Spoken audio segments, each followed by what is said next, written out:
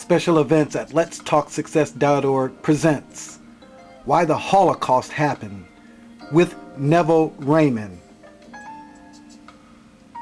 With Mr. Neville Raymond, and he is giving, the best of his knowledge and wisdom of the ages. And Neville, but it also states that in the darkness of the womb, all things come into being. And even going back to Genesis, as it says, everything was dark, and then yes, God came forth and said, "Let there be light." Yes. So, yes. As gruesome as all of these circumstances are and have been that we've experienced throughout our whole human evolution, do you feel that it was still somehow, positioned that way just so we could come to greater understanding? Well, it's an interesting point that you bring up, and the name of the show is Let's Talk Success. So let's talk success. Success is an interesting concept. Blake said that the road to wisdom goes through the palace of excess.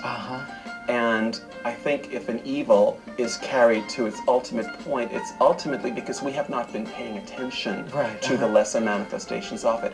In that sense, I think we need to really learn from the Holocaust.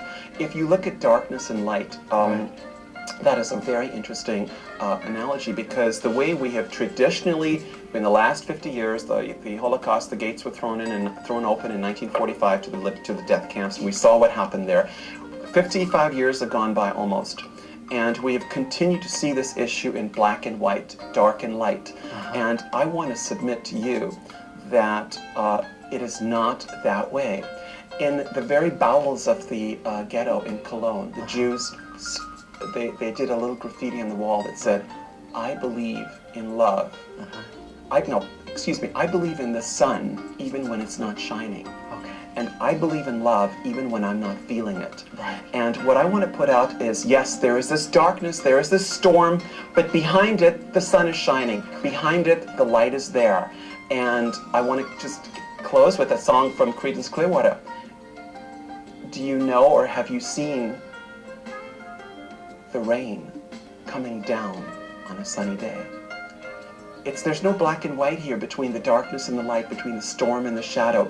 Hitler, in all of his darkness, in all of his infamy, came from a place of love. Behind it all, there is that love. If we don't go to it and we don't see that ground of love that is even in a being as incredibly monstrous as his, if we don't see that, then basically we're just going to recreate more apparitions that are just as monstrous as him.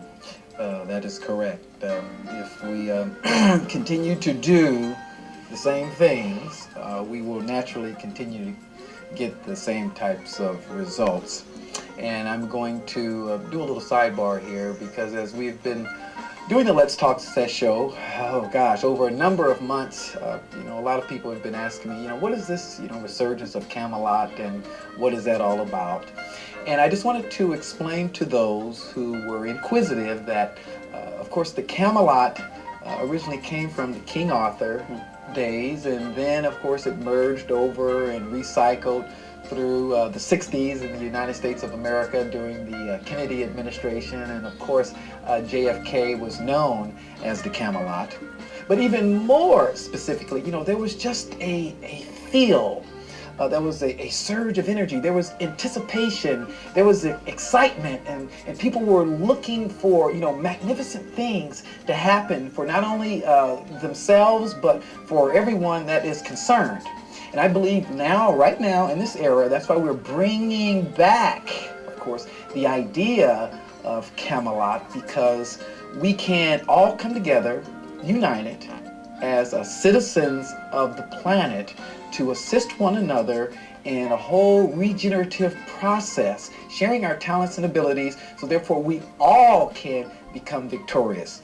So we all can be out there accomplishing goals, dreams, and aspirations. So we all can, of course, live life to its fullest with the highest level of expectation, the highest level of enthusiasm.